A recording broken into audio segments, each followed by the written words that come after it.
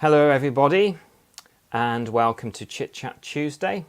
I'm going to share this out in a little bit, but I just want so delighted to introduce to you Neil Storey, who is a historian, a lecturer based in Norfolk and does a lot of specialises in social history.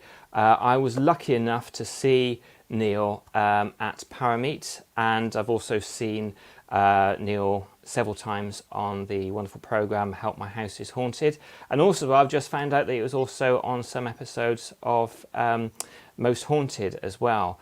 And if you do get a chance to see one of Neil's talks, I can totally agree you're going to be also entertained, you'll be educated, and you'll come away with a lot of knowledge about, we're going to hear about Bram Stoker soon, but if it's one of his talks about history or his talks about the paranormal, you'll come away so entertained and delighted. So do go along and see one of his talks. There is a book, the second book about Bram Stoker, a biography on Bram Stoker, coming out by Neil sometime soon. And also Neil is author of many other books as well. So I like everybody thought or clap at home or do put hello in the comments to give a very warm welcome to Neil Storey. Thank you so much for being here tonight, Neil. Thank you for that very warm welcome, and thank you for the greetings. It's more than kind. Oh, well, I must say hello here to Chris, to Anne, to Sue, to Marie, to Lorna, to Claire. There's more on here at the moment, but I think we've got several silent watchers at the moment. What would be absolutely amazing, Neil, and where to start, which would be really, really good, is I've heard you talk before about your first experience, because you've done ghost hunting. You've got over 18 years experience of ghost hunting, and there was a particular moment when you absolutely knew, no shadow of a doubt, that the paranormal existed. If you can tell us about that time, please, to start us off. It's actually 30 years of ghost hunting. Oops. And a little bit more. In fact, on my first, I grew up in a county where folklore and legend is really part of your growing up, where there are tales of white women and headless horsemen and headless carriages, highwaymen, ghostly sentinels in churchyards. It's an incredible place to grow up. Norfolk has the greatest concentration of medieval churches in Europe. So you could imagine, with all of that history around you, you're steeped in it. And most Norfolk people, if they're quite gregarious, will tell you wonderful tales of Norfolk past. I went to college at Great Yarmouth, and this was back in 1988. And there was a small group of us that were very interested in the paranormal. We'd grown up on the Usborne books of ghosts and monsters and UFOs. And I'm sure that will touch many of the listeners. If you're born about 1972, you'll be of that generation. And we grew up on Hammer Horror bubblegum cards made by Tops, and seeing the posters for the films that we couldn't go and see. So we loved ghosts. We had a great fascination. It wasn't just the Usborne books. There was a great one called Haunted Britain by Anthony Hippisley Cox, which wherever you went in the country, my mother would have a copy of that in the car, and we would normally go to a haunted castle or country house. And that encouraged a youngster like me to engage with the history there in what I felt was an interesting way. So by the time I get to college, I've been steeped in ghosts. I've been to haunted places with friends out on your bikes from school, the local haunted wood, all the folk tales, or even kids' legends.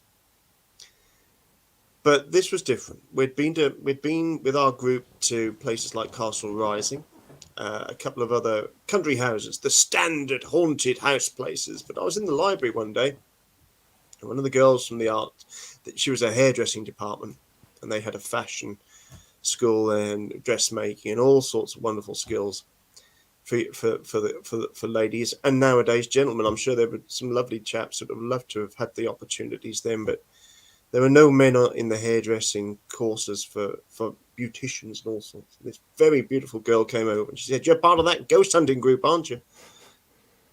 And I thought, hello. She pulled at my leg And she wasn't. She said, we're living in a haunted house. I said, you're joking. And she said, we really are. Her and her friend, their parents paid for them to have somewhere to stay in a terraced house in Great Yarmouth. And they said there's something wrong in that place. Many of you, if you've ever had student accommodation, or you had to start a home, or maybe you've always lived in a terraced house that has had a conversion. Now, most terraced houses would have, back in the day, a kind of front parlour or front room and a dining room. And then they'd build on an extension at the back where you'd have your kitchen and bathroom. Standard stuff. 2 up, 2 down, really.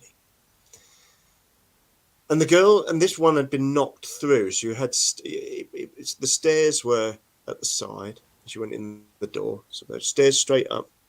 To the left-hand side, you had what was now a lounge that went through with a small table at the back that they used for dressmaking. So that they'd sit in what was the old front room and watch telly of a night time. They'd have a side lamp on. I can see it vividly now. And as they were watching that, they said that they would sense something in the back room that didn't have any light in it pass them by, something darker.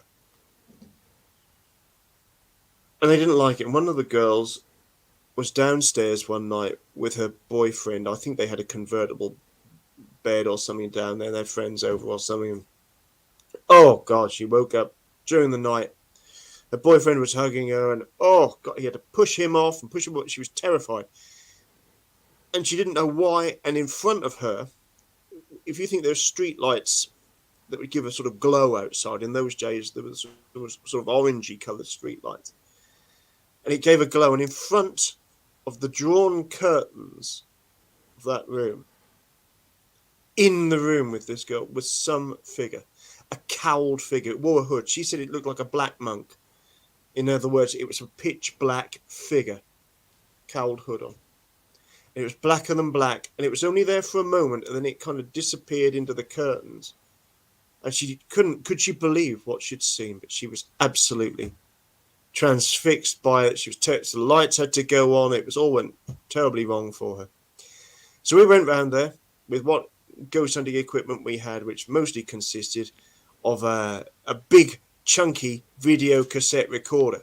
Some of you will remember the bricks that you pushed in the side. Chunk. And we had a digital thermometer, mercury thermometer, and bits of kit like cotton across door, and we had talc in it if there was a tiled area to see if there were footprints and that kind of thing. Because we only had, it wasn't anything like the technical ghost hunter you have now. And it was about 1 o'clock in the morning. And the place dipped cold. And we saw that everything in that front area, that front room, the electricity cut out. Everything just went black. But what was uncanny was that the fridge freezer in the back room, in the kitchen, didn't cut out. And everything slowly came back on again. I've never seen anything quite like that. And there was an atmosphere, but not intense. It shook us up. But it was in the morning, when you're going out blary-eyed with your lumpy old equipment. And we shut the door. And when you shut the door on these old places, they had a Yale lock. Bang! And inside, bang! The devil's that. So, friend and I go in the door. Friend goes upstairs. I thought, thanks, mate. And I go in this lounge area. And you know the atmosphere. There's a row. Sadly, everybody has a disagreement now and again. There's a row going on in there. And I walked around there and I couldn't see anything. Nothing looked out of place. There was a big dressmaking dummy. We thought maybe that had fallen over. And I was going out the door, and going out of the lounge door, it was one of those kind of hardboard, and it clearly had like cardboard in between it. Those very cheap doors they get on these rented houses quite often. But they're quite thick, they're about an inch thick. And I thought, I don't know why, I just looked at the back of the door. I just thought, I don't know why, I did. And in the back of that door was the dressmaking scissors. Bang. And with that one act, that one moment, confirmed in my mind, and no one was in that house. It confirmed in my mind that there is a paranormal world. There is there are forces beyond. There are paranormal forces beyond anything I'd really believed in or contemplated until that time. I had a feeling, but that absolutely crystallized it. That there is a paranormal world out there, not just stories. It's an amazing story, and I just wanted to hear that and have you share that wonderful, amazing experience with everybody here before we started talking about Bram Stoker's life. But I mean, you've had so many wonderful other experiences as well. I must say a couple of hellos to Gillian, to Lynn, the ghost lady she's known as, Lorna, Von. Sorry, there's lots of people coming on saying hello. Lots of people saying hello to you, Neil. Christos, hello Nice to to you. Thank you for joining us. Charles, Diana, Moira, Judy, Alana, Anne. I think that's where it said. I think I've said hello to you. But if I missed anybody, Leah. Hello, Leah. If I've missed anybody at all, I do apologise. So I'm going to be talking about Bram Stoker, and it's something that I know is very close to your heart, and we will make sure it's put out there when people can get hold of your book, how best get hold of your books and your other wonderful books, and do talk about some of your other books as well. But I wanted to go to the beginning before Bram Stoker created what I think is a template for all other vampire stories afterwards. But it started off in folklore, not attractive, sexy vampires, but horrible, stinking creatures. You can say a little bit about the folklore of vampires to begin with, please. The folklore of the vampire, it is a genuinely ancient one. You can trace it back centuries. You can find it for millennia. But the vampire stories that we know today find their roots, I would say, really from the 16th and the 17th centuries. And you'll see that there are people warding off vampires, particularly in Central European areas. In the 16th, 17th century, you'll find instances, in fact, all across Europe, Africa, all around the world, in fact.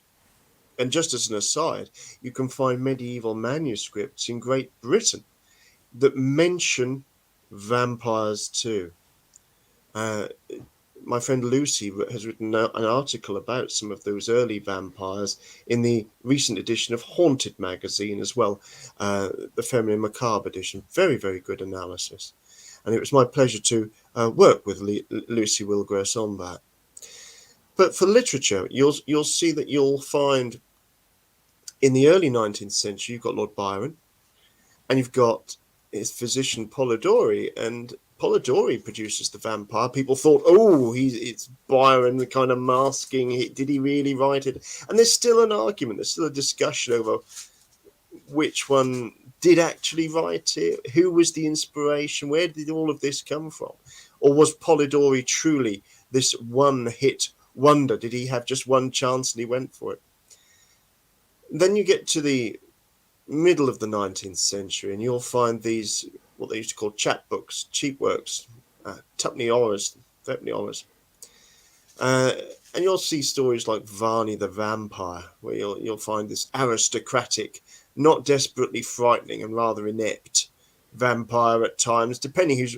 I think more than one person wrote the stories, the installments, and they didn't. I don't think the legend would have necessarily endured in that form. And then you'll find, who's the father? So who's the daddy of this? Well, I think Bram Stoker would have said two people. One was Sheridan Le Fanu. He was an Irishman, a very good Irish author. And he wrote this story called Through a Glass Darkly, where he includes this Carmilla, who is a lesbian vampire. So he's way ahead of the game. It's dark. It really works. And interestingly, he sets the story in a place called Styria, which was part of the Austro-Hungarian Empire once upon a time.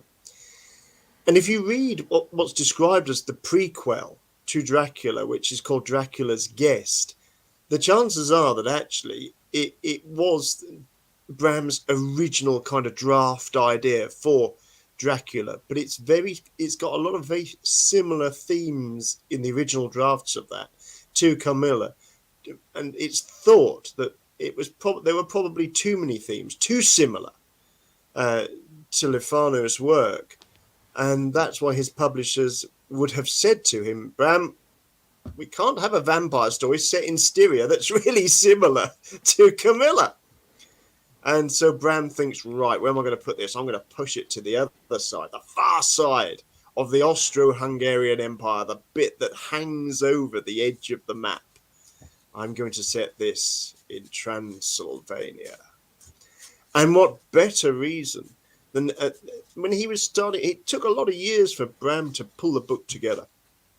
And it was really in around about 1890, he starts getting serious, pulling these notes that he's collected. And there was this wonderful article in the 20th century. Now, the 20th century is quite a good literary tome on various subjects.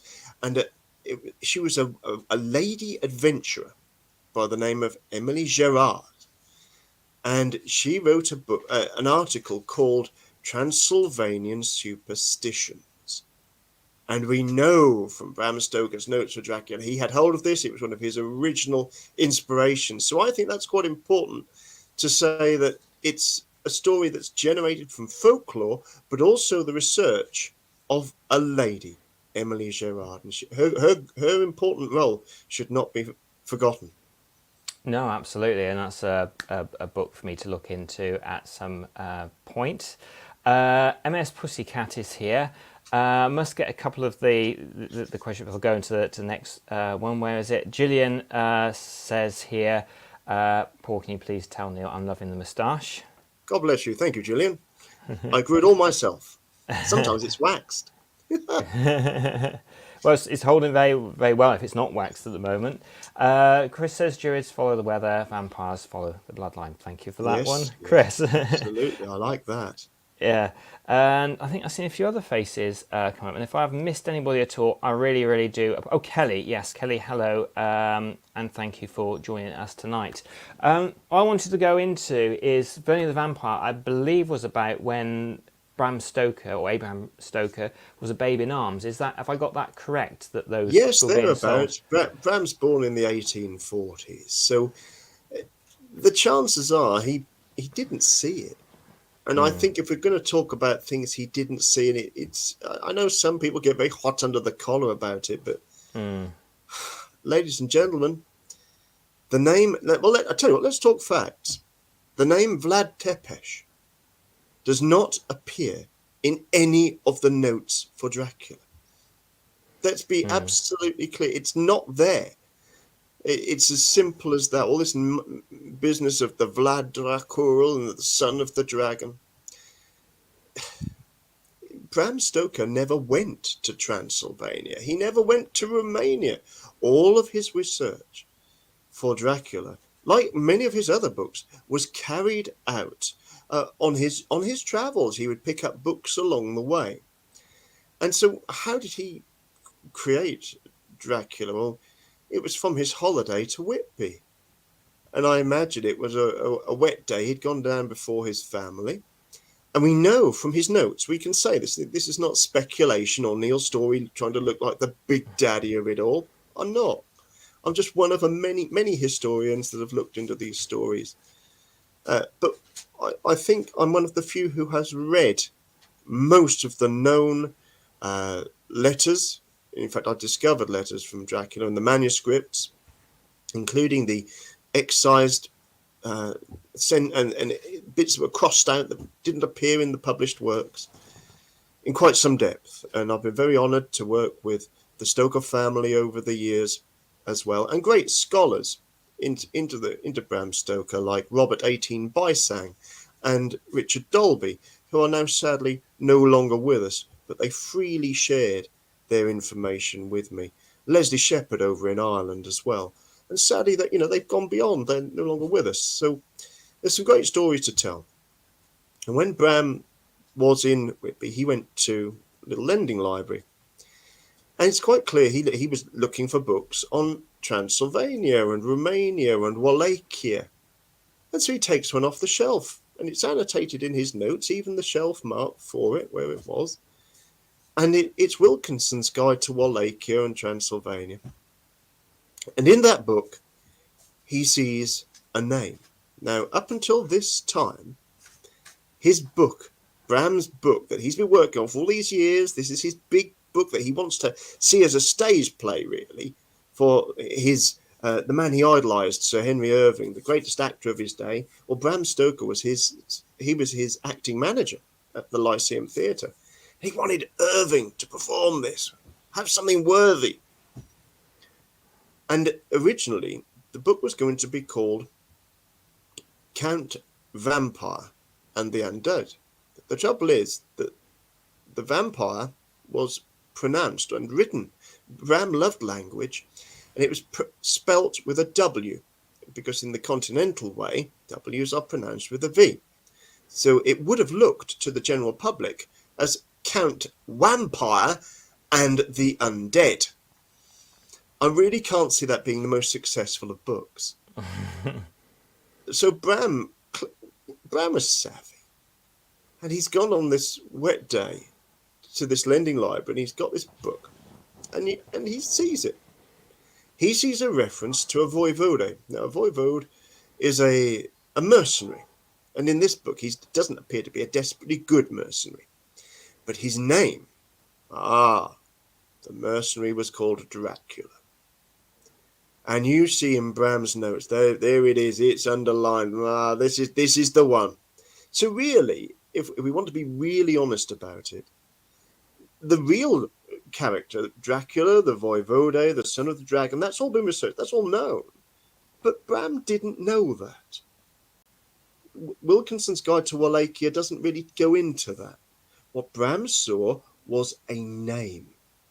And it's a name that fitted with his character and all of the mythology and legend that he had read about, from everybody from Emily Gerard to Sabine Baring-Gould's book on werewolves. And there's a whole host of texts that he's drawn on.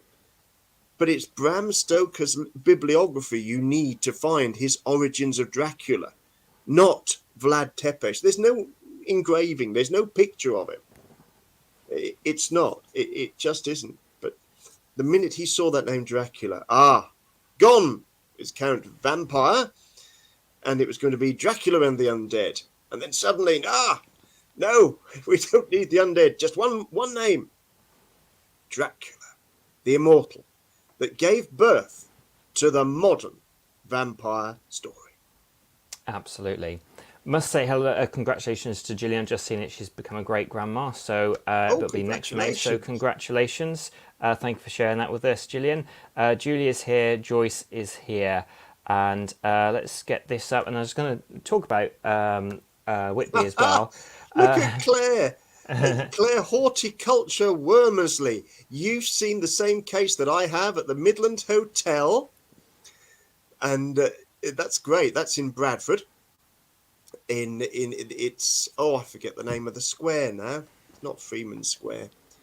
But I've been there. I've seen the suitcase, and it's on that staircase at the Midland Hotel in Bradford that Sir Henry Irving was returning after performing on the stage at the Theatre Royal, I think it was, at Bradford.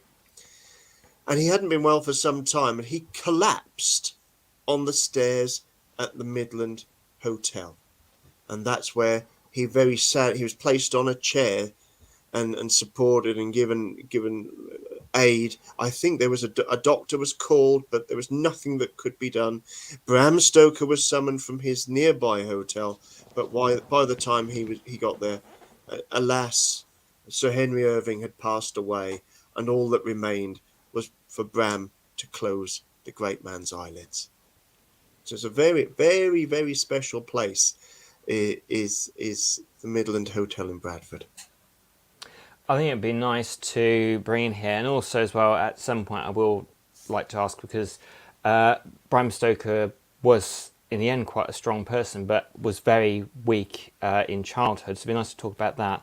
But we mentioned Henry Irving, and I think it'd be important to mention Henry Irving because he was such an influence, and the sort of meeting, because Bram Stoker was a civil servant. He also wrote for the newspapers as well, and got to be manager of the theatre in the West End.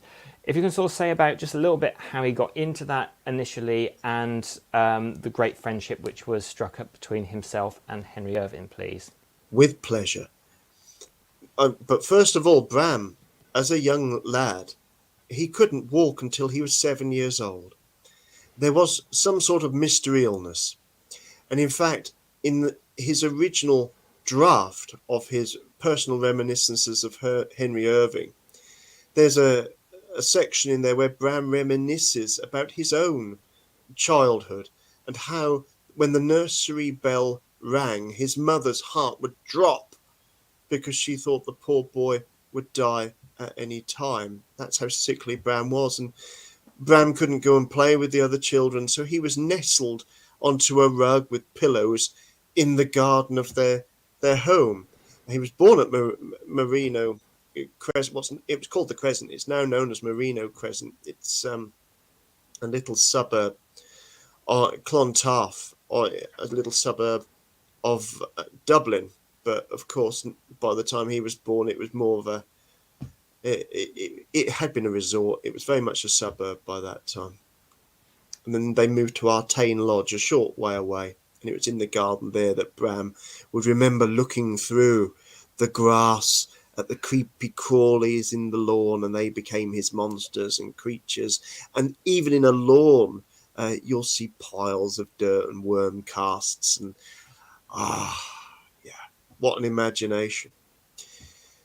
And if you think about it, sat in that bed, or as a child not being able to go out, the family, the servants, the beloved family nurse Ellen Crone, but also Bram's grandmother and his own mother were all very, very good storytellers. They had wonderful memories.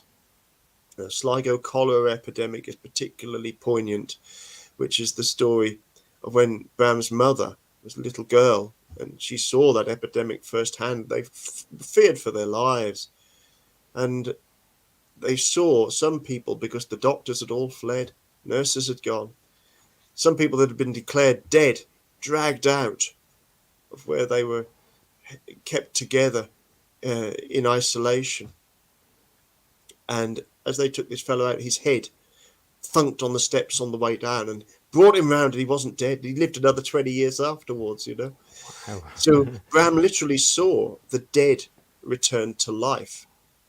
And when people tried to leave these places that were infested with cholera, the locals didn't want them. And he also would have seen the stories, and may have even seen it or heard for certainly firsthand, the locals turning folks away with long wooden poles. And of course the folklore in Ireland, as it was in Britain into the 19th century, that suicides were buried at crossroads with a stake through the heart. Make no mistake about it. That's in the early 19th century. You can still find examples of that. They wouldn't be alive. They would have been hanged. You know, if you were, there was, you know, the suicide has taken place. They're taken to the crossroads, and then the stake is placed through the heart. There were also tales of vampires, or bloodsuckers they would be called, out in Ireland, and creatures of the night. Here's another little aside you might like, ladies and gentlemen. The word Nosferatu. Now, everybody thinks that means a vampire.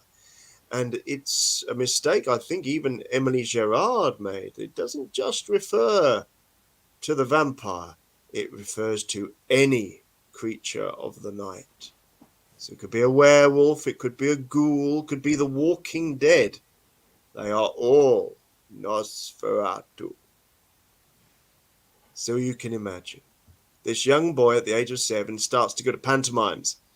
And his dad, as he matures, Bram's dad used to love to go to the theatre. They weren't fantastically rich, but they had some money to go in. But Bram really got hooked. So what's the easiest way for a young man? He's working his way through university as a civil servant. What's the best way to get to see a theatre for free? Well, you can become a theatre critic.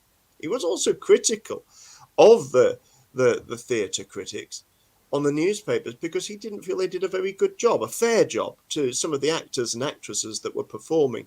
They deserved better.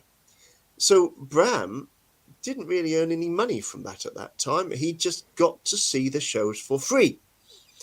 And in exchange, he would write these articles, and he was very honest. Sometimes they would be glowing, absolutely glowing. Other times, maybe a few pointers here and there. But he showed very, very good perception of the stage.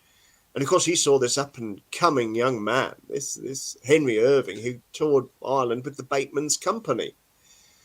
And he really praised him, and Irving was over the moon because somebody had seen him for how good he was. And he had an audience with Irving in his room, and he performed for him live. And it was a great emotional moment, the meeting of great minds. And Bram never forgot that, neither did Irving. So when Irving really started to make his money, wanted to take on his first theatre, the Lyceum Theatre in the West End of London, he's going to have his greatest publicist come and be his acting manager. So he says to Bram, "Are you going to come?" And Bram thinks, all right. And Bram had been walking out with this rather nice young lady for a while. Florence Balcombe. She was once described as the most beautiful woman in all of Dublin. You may be interested to know that she was Oscar Wilde's former fiancée. Not a lot of people know that. But Bram won her heart over. And when he got this job in London, he said to Florence, "Do you want to come?" And she said, "Yes, I'll come along." And they got married. And there was no honeymoon. It was straight in at the deep end in a Lyceum that had the decorators in. It had a performance to come. And the greatest challenge of young Bram's life to date was to really get this theatre along with the stage manager, Henry Loveday, a master of his and other masters of the craft, that Irving employed, the scene painters, Hawes Craven. These are genuine people with great skill, genuine artistic merit to create some of the most fantastic classical theatre, Shakespearean theatre, that was seen on the London stage since Shakespeare's time. Amazing. And thank you, Julie. I'll look forward to your inbox tomorrow. Somebody actually said here, and it's good. Nosferatu Scared Living Daylights Out to me in the movie is the creepiest thing I ever saw. Very true. The original version was, as far as I know, was just done without any permission from. Because I think Bram Stoker had passed away by then, but had no permission done, and I think Florence actually asked for all prints to be destroyed. Have I got the story right there? Paul, your research is absolutely top notch. You're absolutely Excellent. right. Paul Bram died the same month that the Titanic went down, and I think it had been assumed that his wife must have died too, but she didn't. Florey was still very much alive. Bram had never made his fortune with Dracula. I would like to say as a side, I wish, if you've ever seen that wonderful Doctor Who episode where Vincent van Gogh gets to travel in the TARDIS to go and see an exhibition of his work and see the acclaim that he received and receives today. I wish Bram could see how, I dare say he would choke on his port and seeing some of the stuff, but he would see that this has endured. He would be fascinated to see, my goodness, this all began with my book. I'd love him to know that. I really would. But you see, when Murnau came to create Nosferatu, why he did it, I don't know. Why he didn't reach out to try and clear copyright, I have no idea. because it's a pretty good rendition of the story if you think about it. First celluloid film version of the Dracula story. And Florrie said, "Yeah, I'm going to sue you.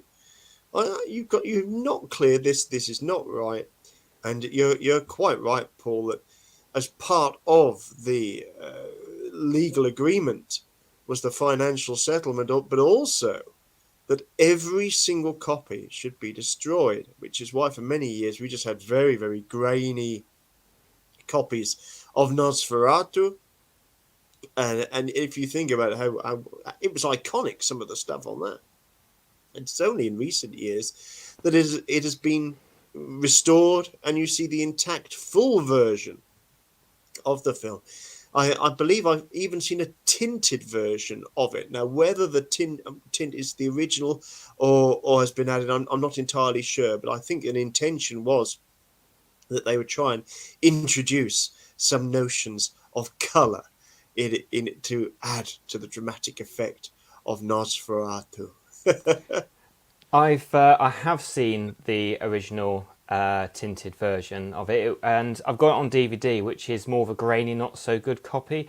And I had it on VHS, and I accidentally recorded over it, and it's the worst thing I've ever done because I've never ever seen that version of it again since. No. So it's just one of the things I regret so much because it was such a brilliant copy of it. So hopefully, if somebody says it's available on DVD or Blu-ray, the tinted version, please let me know because it'll be much better than the version that I have. Now, you mentioned Florence. When I went to your talk, she sounded such a wonderful, fun person to be around. And I know you've done your research properly. I have heard other people, particularly when Bram Stoker was in Whitby, that they were very estranged at that point, and it seems like Florrie wasn't particularly a very fun person to be around at that time. Did that happen because how the marriage went, or is that somebody not quite doing the research properly into Florrie? I think that research is pretty good, and I think it's quite honest. You have to imagine that, and it's a sad thing that happens with many couples. It can happen to anybody. That in the blossom of an exciting young romance, everything's great. But within the Stoker family, and it's in books, I mean, it's no secret that when Noel, the one and only child of Bram and Florrie, was born, it seems very likely that the intimacy between the two ended there and then. And it may also have been that Bram really was, the love of his life was the theatre. It was Irving. But even that relationship, Irving sucked the living blood out of Bram. I mean, in many ways, he could be seen as a vampire. He was so needy, constantly needing Bram, and then he took on an Austin Brereton as well, and in some ways sidelined Bram as well. So it was all very, very sad. And so you'll see that the pair, they were together, but it wasn't necessarily the bloom of that relationship. But you have to put this into context. That, in Victorian society, after the meal, and I'm not saying this is right or wrong, or in fact I'm saying it's mostly wrong by our modern standards, but we cannot judge by our modern standards, but women would retire to a separate room, and the men would go to the smoking room. For Bram Stoker, the parties were not really at their house. He would trust W.S. Gilbert to escort his wife quite often, to escort Florrie to theatrical events. Bram would be busy as acting manager all round the clock at the beck and call of Irving. And then after that long day, they retired to this room. It was the old Beefsteak Club room in the Lyceum Theatre.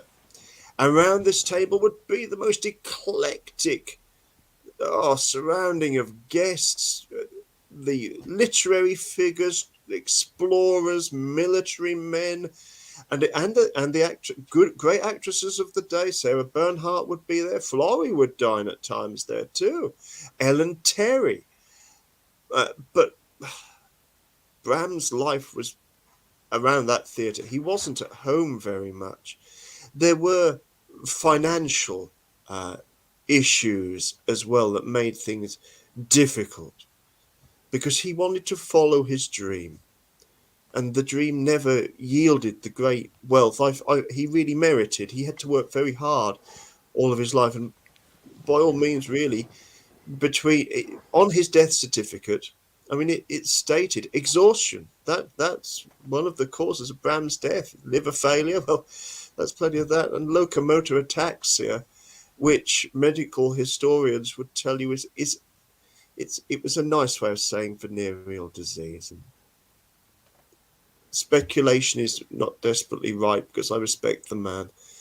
But what I will say is that Florrie didn't have a sexually transmitted disease.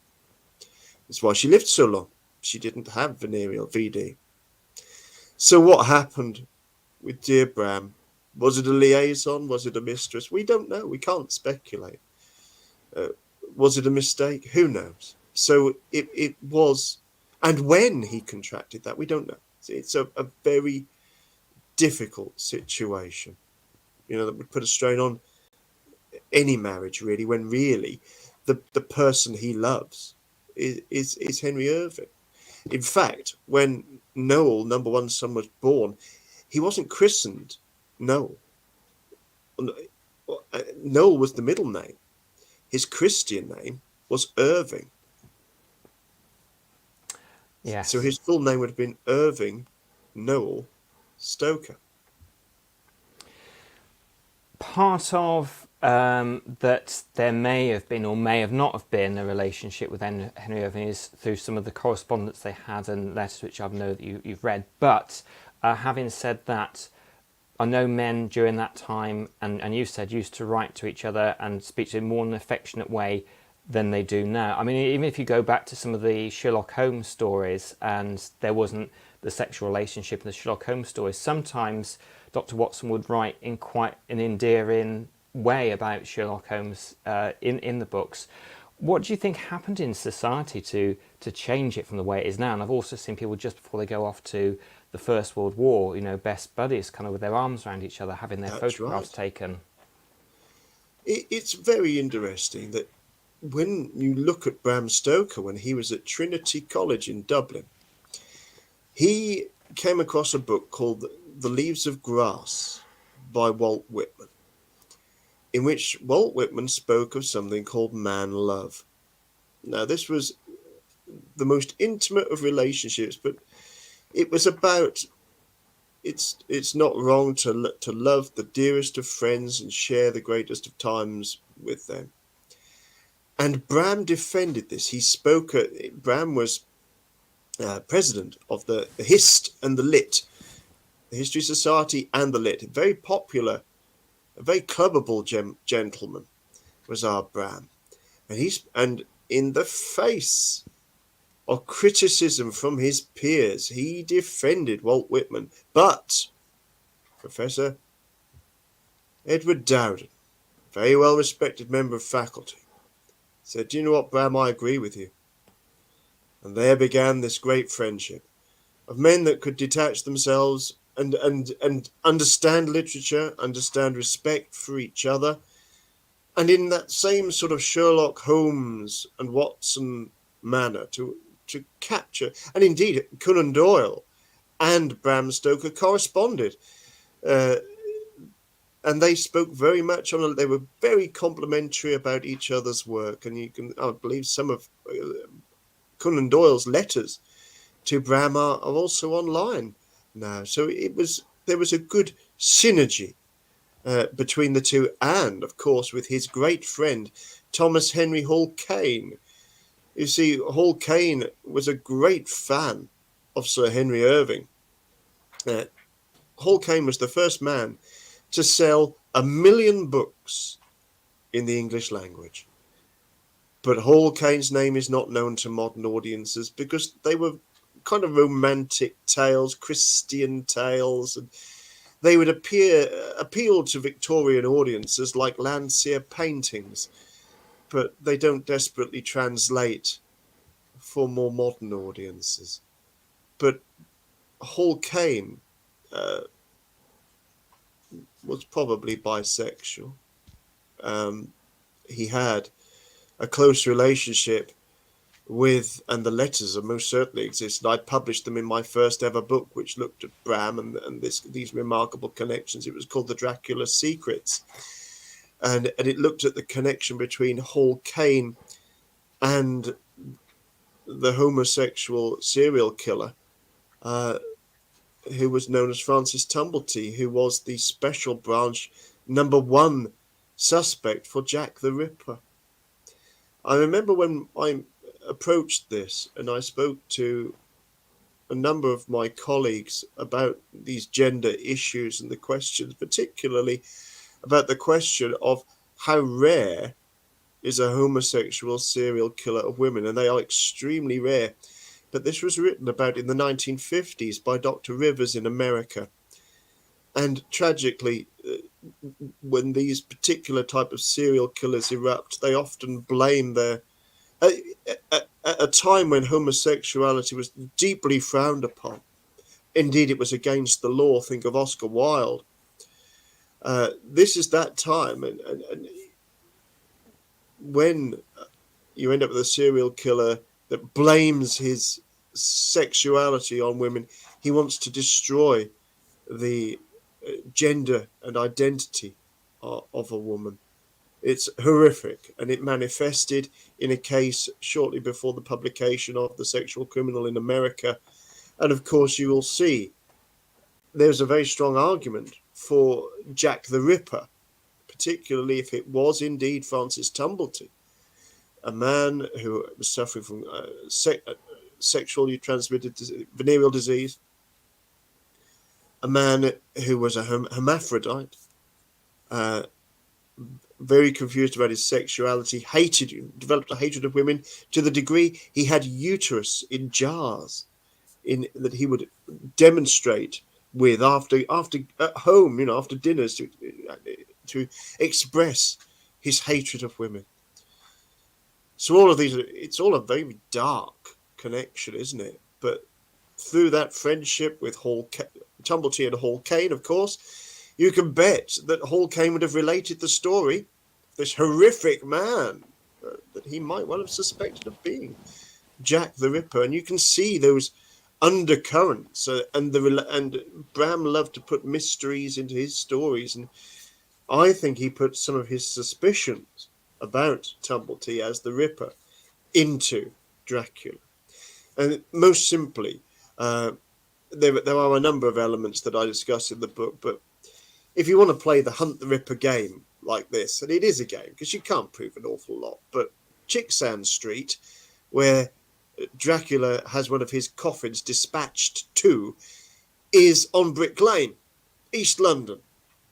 And if you put a pen and a compass, put a compass in the spot there and do a zip round there, in a very short span, you can encompass all the Jack the Ripper murder sites with Chit-Chat Street pretty much in the middle. And I demonstrate that with a graphic in the book.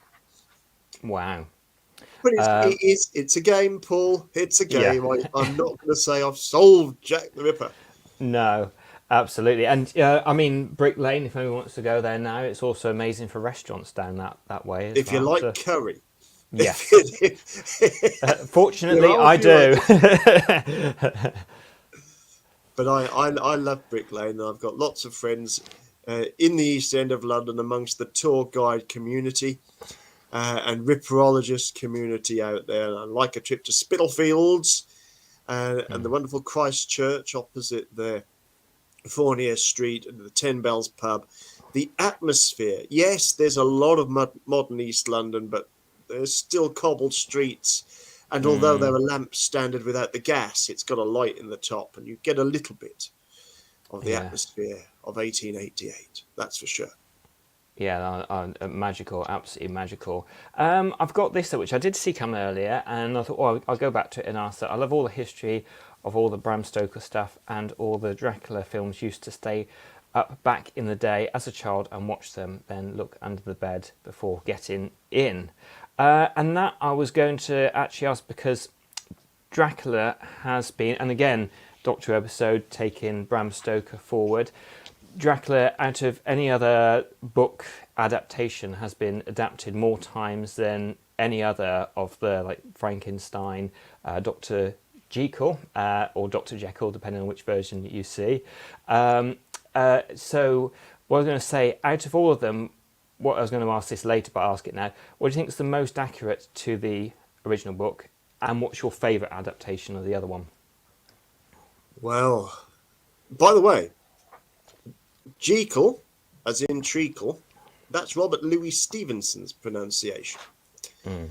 The stage play, created by the actor Richard Mansfield, he liked Jekyll because it sounded more sinister, and that's the one that's really stuck. Interestingly, during the performances of that, audience members were passing out. You've heard of this happening in the early showings of Psycho. People passing out, it's terror. And people were deeply concerned. Indeed, such concern was raised that some people believed that this performance may have been influencing the crimes of Jack the Ripper. But that's Jekyll and Hyde and Richard Mansfield. The best adaptation of Dracula, for me, it's going to be BBC in the 1970s. It's Louis Jourdain. He looks great. I think we've got is it Frank Finlay, Nigel Davenport in there. I really do like that adaptation, and yes, it's shot on film. It can look a little dated, but for loyalty to story above anything else that's ever been produced, for goodness sake, they claim this is Bram Stoker's Dracula. Well, if you read the novel, a lot of that stuff's absolutely unrecognizable. Come on, guys. I'm not going to decry anybody because things need to evolve. But I will use the term wasted opportunity on some of them that have been created recently, which is a shame because some of those folks should know better. That said, there were some iconic moments in the recent reconstruction. And it's just my feeling. The important thing is that they're making Dracula films and dramas now. But for my money, where am I going to go? Well, I just saw one of our watchers and listeners tonight talked about watching Dracula stuff in the 1970s. So, and if you read the latest edition of Haunted Magazine, I discuss, are we the children of Dracula? Those of us born around about 1970 that couldn't go and see the X-rated Hammer films, but when we got to be teenagers, they started showing them on TV.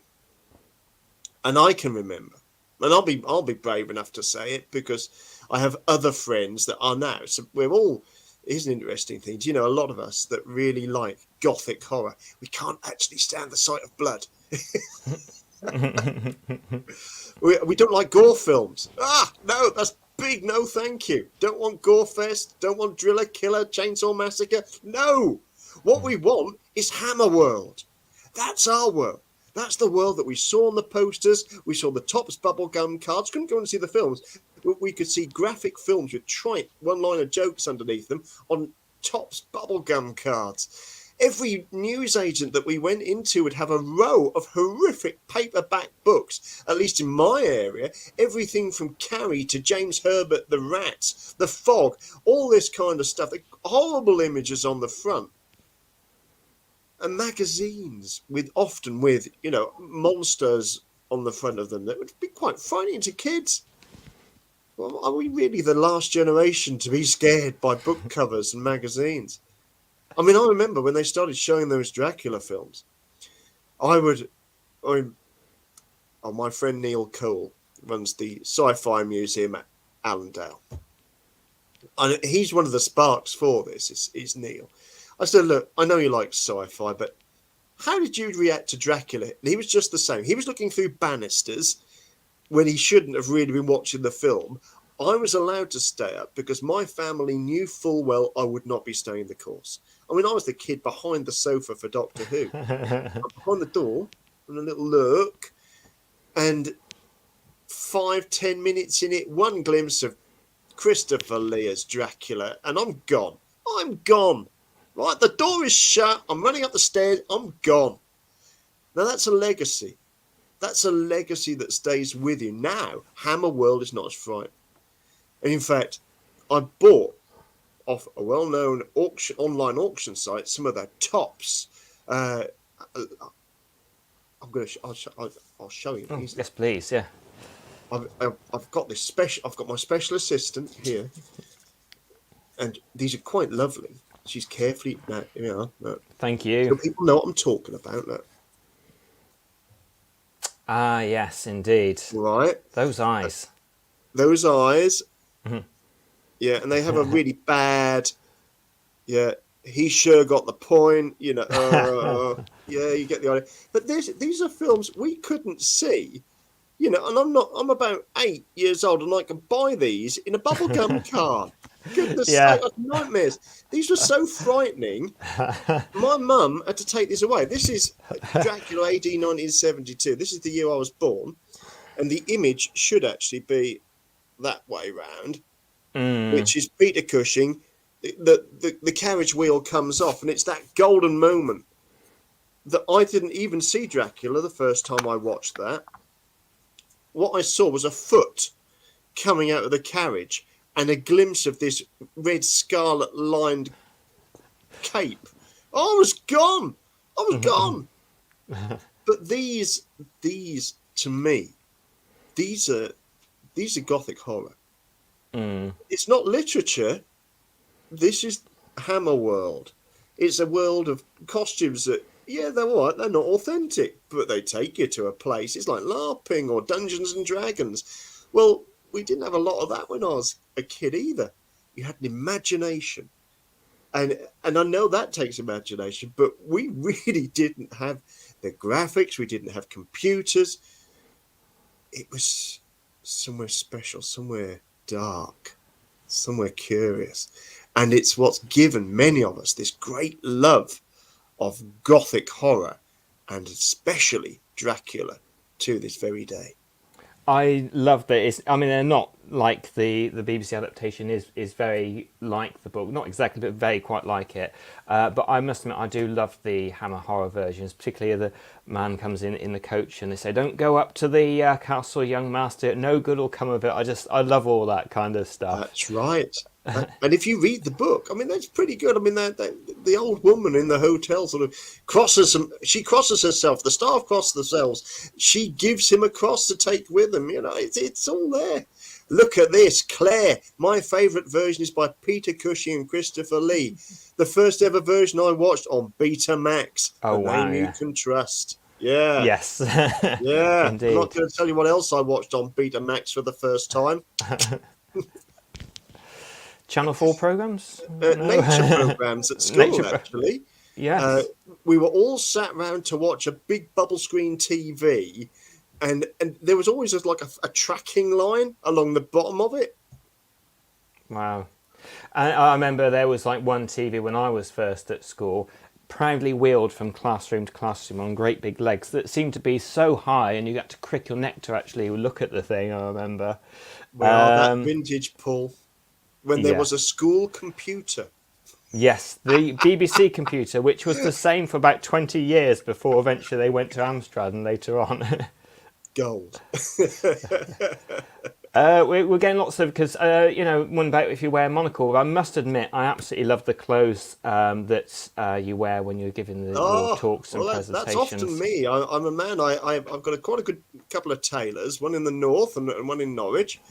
And occasionally, the monocle is on, and if that's not on, I have my horn rims. But as I get flashback off the screen, I've not got those on tonight. But yes, I like traditional clothes. I'm an English man. I'm an English historian. It's what I do, and I'm armed tonight. with a cheeky little G&T. Cheers, everybody. Very nice. Cheers. I'll have my water in my Moscow Mule mug. Mm. I don't believe it's water in such a fine Right. tanker. That's all I can say, Paul. Absolutely. Well, yes, no, I promise you it is water, but I should have put a Moscow Mule in it tonight. Let's get Cowbunga's question up. She said, I went to high school and read Dracula in year 2. Obviously, the nuns had no idea about the life of Bram Stoker. Yes, very true. Although some might do. You never know. I've met some very, very well read nuns, and sometimes you meet some very surprising people that have this great affection. People you'd never know. Some very inoffensive looking ladies and gentlemen that have this great fascination with the darkest of horrors. Absolutely.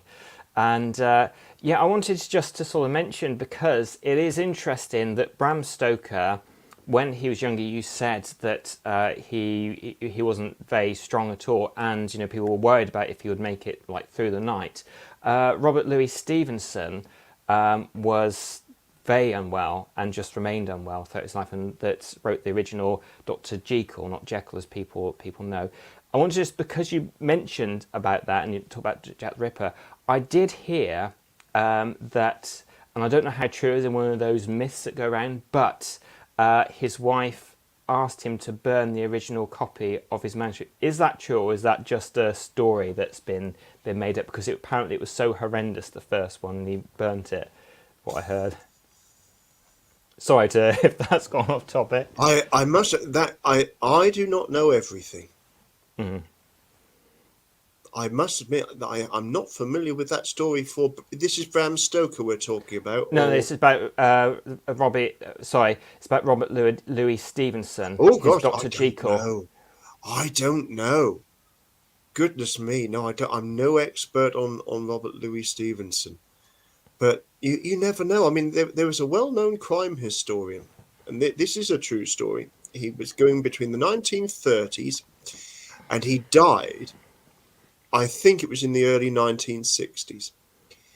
And he had, over the years, written a number of, his name was Bernard O'Donnell, and he'd written a number of quite good crime books. He'd been a crime reporter for newspapers, over the years.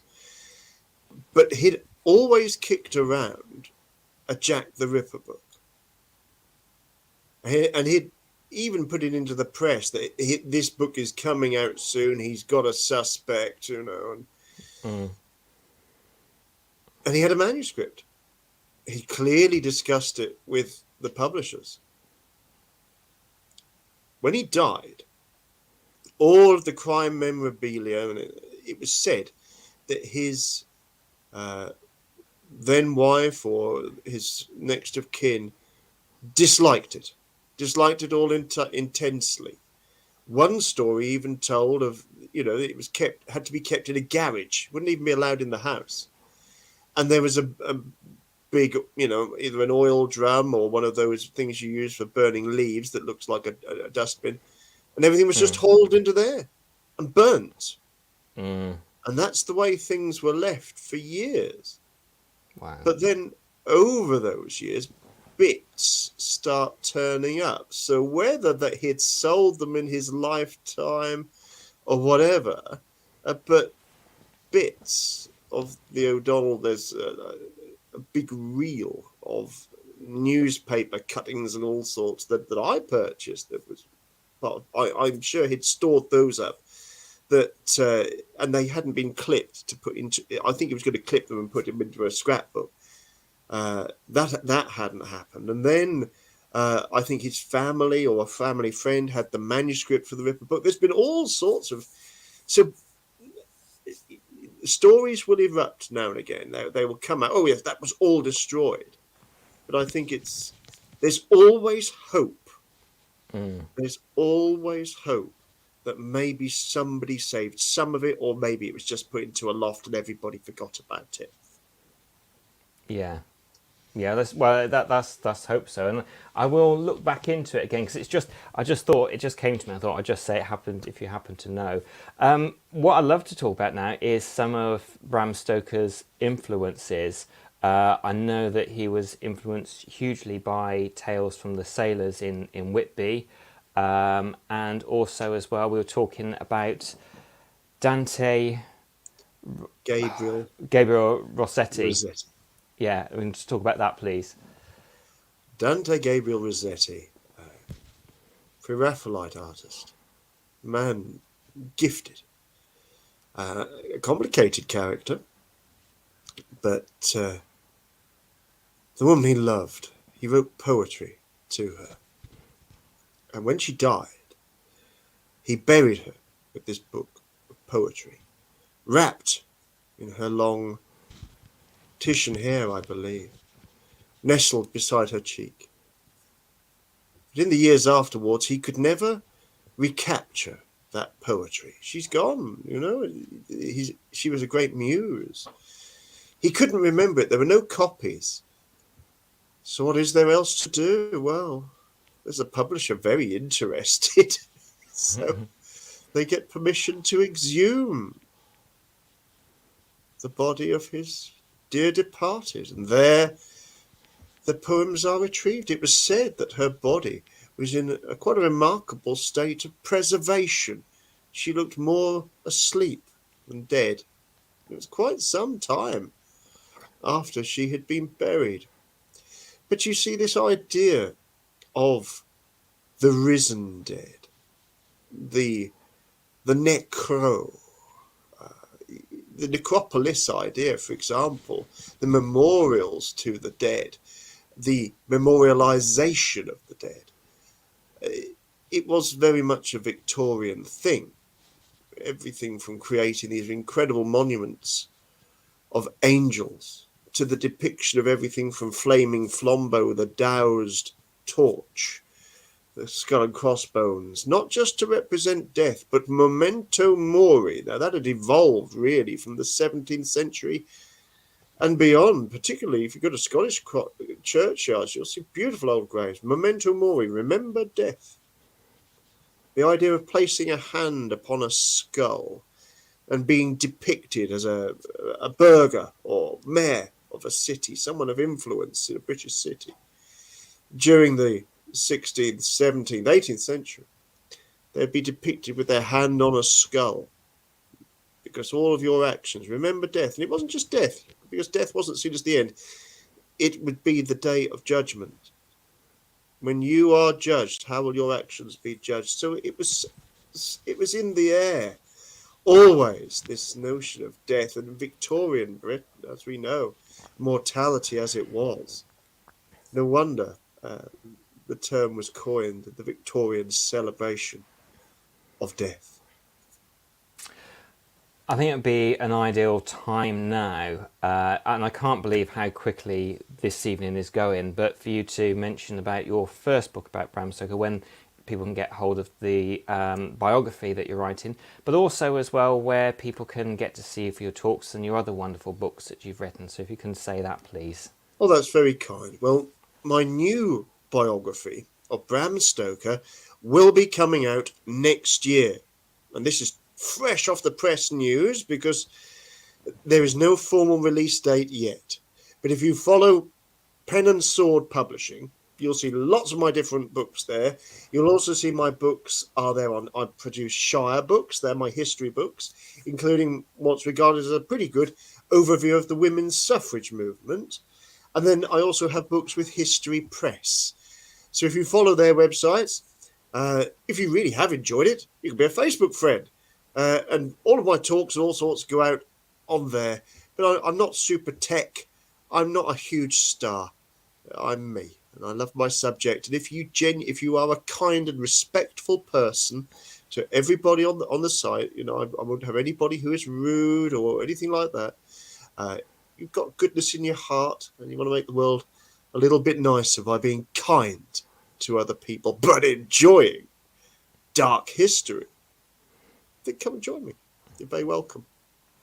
I must say, as I've been lucky to see one of your talks, and I hope that I'm going to see others before we get to Parameet, because I've really enjoyed it, is what comes through is your enjoyment and your passion for the subject. That truly comes through.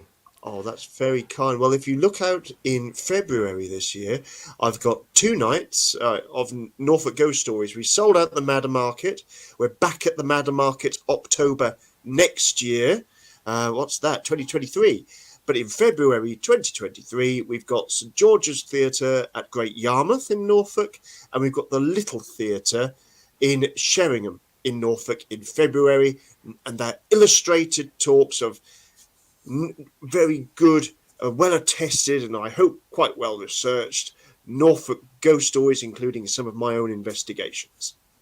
Well, as you've researched it, it will be very well researched. Diana says here they used to put bells inside the coffins for various reasons, and you've got some crosses as well that you showed me at Parameet. If you can talk about those as well, please.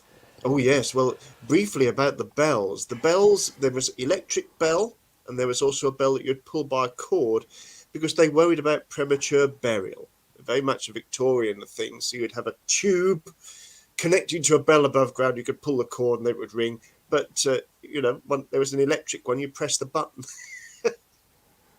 But people always worried about whether you're being buried afore your time.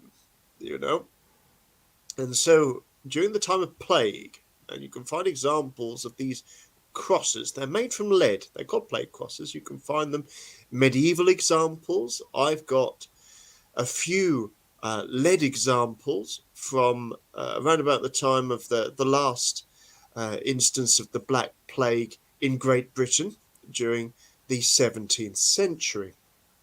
The cross is not very big, about the size of palm of your hand, thereabouts, and they're quite thin lead, hammered flat, and they would be placed. If somebody supposedly died from the plague, how would you know they're dead? Well, you place the cross on their chest and you leave it there for a dial hour. You'd watch the church clock go round or watch the sundial move along for 1 hour. If you returned after that hour, that cross, you'd feel it. If it was warm, the person was still alive. If it was cold, then that also acted as your last rites. And so you would wrap in a winding cloth or whatever you had. You'd wrap the person up, and then they could be placed into those who collected the dead into their cart and taken to the plague pit. So if you ever find a plague pit, and I hope you don't, because they have to be properly cleaned out and all sorts, you might just find some of those lead crosses. And the ones that we came across, they'd been cleared out. There was only a small number left in spoil heaps by road construction. Everything had been cleared. The archaeologists had all been in there. But I thought, what fascinating things. Yeah, they are. They are fascinating. I think it was Lorian who handled it first, and then you told her what it was all about. She said, I'll give this, I'll give this back. And then people actually saying, yes, it's been their word about being buried alive. So maybe speak to somebody and get a bell set up for yourself or something like that. And sure, somebody would do it. So yeah, I mean, we're coming to the end, so I have to make sure the questions are some sort of nice ones, and kind of finish it up with Bram Stoker's death. But I know that you've luckily seen like his notes when you've been there, and I believe there was part of Dracula, and it might have been the first thing, was just a recurring nightmare that came to him. Or a part of it was written in nightmare. He kept going back to notes of this, and I believe that's actually in the book as well. Can you say some of the other influences where Bram Stoker, because Vlad the Impaler isn't part of it, as you say, so many people think, but like the true influences. It was a very long journey to create Dracula. And Bram drew on so many themes. It's tens of books that he drew upon. In fact, if you go to, not the British Museum Library, go to the London Library, where he was a member, there are some of the books in there still bear his pencil annotations. inside them. He drew on all sorts of themes. Arminius Vambery, now he was a professor of languages at Budapest University, but he was also an adventurer. And it was almost certainly Arminius Vambery that gave him the word vampire spelt with a W, and would have talked about the mystic laws of the vampire probably for the first time in Bram's mature knowledge, which is why he gets a name check in Dracula, is our friend from Budapest. But where does Bram draw on his themes? Well, some of his themes are from his own earlier works, but he changes them a bit. For example, when Jonathan Harker is in Castle Dracula, he is approached by what have become known as the brides of Dracula, these three beautiful women. Well, the origin of that story is one of Bram's early stories when he was in Ireland writing for a newspaper called The Shamrock. It's kind of a story paper, a bit like People's Friend as we'd know it. And it was a part work, and in this part work called The Chain of Destiny, Bram Stoker has this man going to this old haunted house, and across the bed towards him, by dead of night, creep three ugly, horrible eggs. But, you see, Bram has learned that in the world of the theatre, when he has seen the performances of the Scottish plays starring Ellen Terry, if you see the John Singer Sargent, Ellen Terry holding the crown of the Scottish king, I'll dare to say it, Macbeth, above her head. My goodness, go and see that in the National Gallery. It's an extraordinary image. And the dress that she wore, the beetle wing dress, is still around. But there were other women that he knew. Christina Nielsen, she was known actually as the Queen of the Night. She's actually depicted as a bat in some of the French newspapers that covered her. Sarah Bernhardt. I mean, Sarah Bernhardt was an actress that was known for having a travelling coffin, that wherever she went on tour, a huge baggage train, including a coffin that she would sleep in, and it would be filled with flowers from her adoring fans, the garlands. She was quite a character. She knew how to sell herself, and she admitted that in later life. But these queens of the night were beautiful, and they sold books. So, the hags certainly transformed to these beautiful women. But what about Dracula himself? Where does Bram draw his inspiration? Well, if you look at the first paperback edition, GB Cheap edition, it's the only real illustration that Bram had any input in and would be known, would have been quite happy with, which shows Dracula with these kind of monstrous legs crawling down the wall of Castle Dracula. And you look at his face, and he's got white hair, bit of a crew cut, with a moustache, rather like mine. And you think, oh. But then you compare, and in my talk I do this, the picture of Stanley the explorer, Dr. Stanley, he went and discovered Livingstone, Dr. Livingstone, I presume. Well, Stanley had a very weathered face, and indeed Bram described that as more like a man dead than alive. Combine that with Richard Burton, the great Orientalist and explorer, not that fabulous actor, Richard Burton, whose voice I adore, particularly in War of the Worlds, the Jeff Wayne musical extravaganza. God, that's good. Only Burton could have nailed that. And anyway, Richard Burton, the explorer, was a very hard man. Bram's described him as steel. He was steel, scarred at his face, very short hair. He could pass quite well for. He could disguise himself as an Oriental, again with a moustache and a beard. And, he could cut you with a look. And then add to that, look, now the name has gone. Who wrote The Charge of the Light Brigade? Lord I'm going to Google it. Not Lord Byron. It's gone after all of this night. Tennyson. Alfred Lord Tennyson, my beautiful assistant, Thank you. who knows my work very well too, God bless her. Yes, Alfred Lord Tennyson was a friend of Bram Stoker. He worked on plays for the Lyceum, and Bram made quite a good friendship with Tennyson, go and stay with him and visit him. And Tennyson, if you ever see pictures, he has these quite droopy eyes again. He's got a beard and quite a long, drawn face as Tennyson. Quite wild hair, bald on top. But apparently Tennyson had a way. He had a particular tricky problem. Somebody he didn't like. I don't like that fella. He had a way of showing his canine of his tooth. And that did kind of inspire this notion of the fangs, the bite. So they were the strands of the physical image of Dracula. But the myths and folklore and legend are manifold.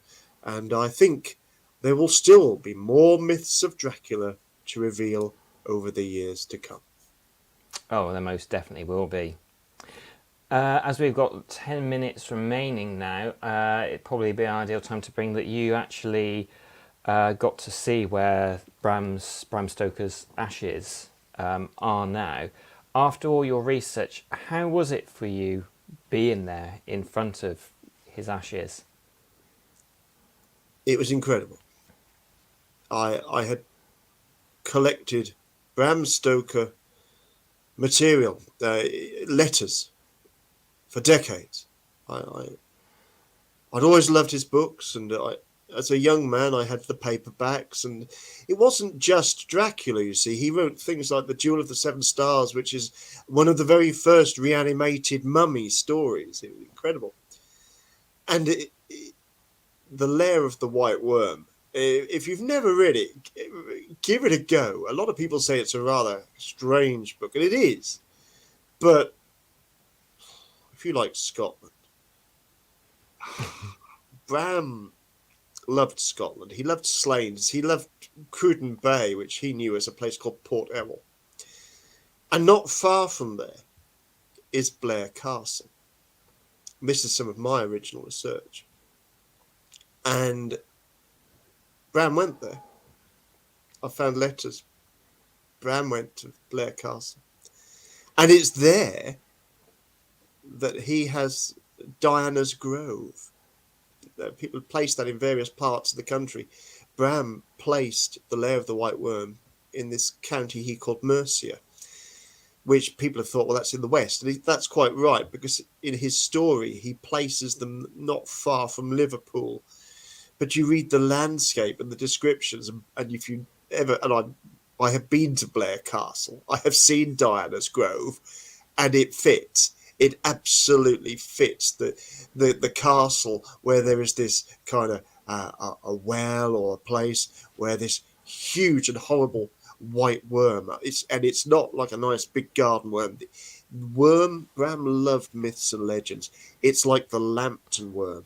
It's the old or the lamb of the worm of Spindley Hoff, which is out near Bamborough Castle in Northumberland. So you've got Northumberland Durham connections, which incidentally, and it's ironic that the last book that Bram Stoker ever wrote drew on themes that were from Bram's ancestral lands, because his family came from Durham and Northumberland way, way back, 200 years before Bram.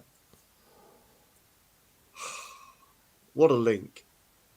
But it's a great story, The Lair of the White Worm, and it includes themes that Bram was fascinated with. In his later life, he'd always been fascinated with mesmerism.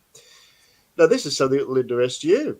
And if you think about in Dracula, Dracula has this hold over people with his eyes. and he can control the beasts of the night. But with people, he can hold them and put them into a trance-like state. He can send a message to control Renfield across the oceans. Bram was fascinated by those things. And over the years after Dracula, he corresponded with Sir Oliver Lodge. Now, Sir Oliver Lodge was a very keen member of the Society of Psychic Research, but also a great scientist in his own right. So he was one of these great scientists that looked at what some people would call pseudoscience. I think Oliver Lodge didn't rule anything out. What a great way to be. Don't rule it out. Think about it. Open your mind. And so Bram and he corresponded about the power of the mind, what could be achieved. And Bram wanted to know, would it be possible to kill using the power of the mind? And it was thought, rather like there were arguments about voodoo and hoodoo, where people become convinced that they are zombified or resurrected. The audience is convinced, the people that are experiencing that are convinced. It's absolutely fascinating. And so Bram thought, well, how about if two great minds both believed that you could kill? And they believed this absolutely. You could kill using the power of the mind. And in The Lair of the White Worm, that story, this duel, is enacted. I'm not going to tell you what happens. Read the book. Absolutely. Yes, I will do. I have read, and I believe it's Bram Stoker. It's been so long ago that he did a short story, because you're talking about James Herbert, called The Rats. Oh, yes. Which is a great one. So if anybody, because it's one of those things, Bram Stoker, Dracula, is just what is mentioned. People tend to not know his other books. Would you say The Lair of the White Worm would be for us here to go, if you want to read another one of his great books, choose that one next? Yes, do you know? Yes, I would. Yes, I would. It was his very last book. And I make sure that you have read Dracula first. Then maybe think about Dracula's Guest, if you wish it. But I say, if you think, oh, I really need a Bram fix, I need to jack up on some Bram, arm yourself with some cheese. If you like cheese, obviously, be careful if you can't eat your intolerances or anything. But if you like cheese, softer the better. Nice bottle of port. Don't drink it all, otherwise you'll fall asleep. I've shared these sort of nights with great friends. But do. Glass of port, some stinky cheese, and sit back. If you've got a fire, have it stoked up. If you haven't, dip your lights. If you've got a multi-bulb thing, just take a couple of bulbs out so you can just have the one. Or buy a false candle, one of those battery ones. They're not much. Shove it by you. Maybe have a reading lamp so you have the light just on your book so you don't get eye strain. So look after everybody and enjoy The Lair of the White Worm. Just you and Bram. Sounds like a fantastic evening, and I am getting after my water in this fantastic goblet, mug. I am really thinking, port would be lovely now, talking about it, and Paul, we will do it one day, I can assure you. And thank you, Gillian, for your kind words. We raise a glass to you and to everybody listening. Yes, cheers. That's been absolutely amazing. It's literally 2 minutes left. Is there anything out of all the wonderful about Bram Stoker's life, your experiences, your books, anything that I haven't asked you that you thought, that would be, that's what I'd like to finish with? We must talk again, because there's plenty we haven't covered, and I would love to do that. Thank you, Neil. The thought I would love to share and leave people with is a poignant thought for this time of year, and it's very Bram. If you were a Bram, you and Bram were friends, you would be friends for life. Bram knew what that was, to cherish friendships. And so that's my message. And that's one thing I'd say to everybody. This people talk about the season of goodwill. Well, if there is a friend that you haven't reached out to for a long while, and you might get rebuffed, there is a danger. Where have you been? You left me for dead. Well, fair enough. But maybe, just maybe, they're missing you. So no matter how long it may have been, reached out. We just reach out. Say, Merry Christmas. Let's have a yarn. Grab a coffee. We haven't spoken for ages. And that's what I think Bram would like everybody to do this Christmas. What an amazing way to finish. I don't feel I should add any more to that because that was just perfect. Thank you, Neil, so much. This is the last Chit Chat Tuesday before Christmas. There'll be some more in the new year. Thank you, Neil, for tonight. Thank you, everybody, for watching. If I haven't mentioned your questions or said hello to you, I do apologise. I've missed it. Have an outstanding new year, and I'll see you again next year. Thank you so much, Neil. A pleasure. May your gods go with you. All the very best. Good night.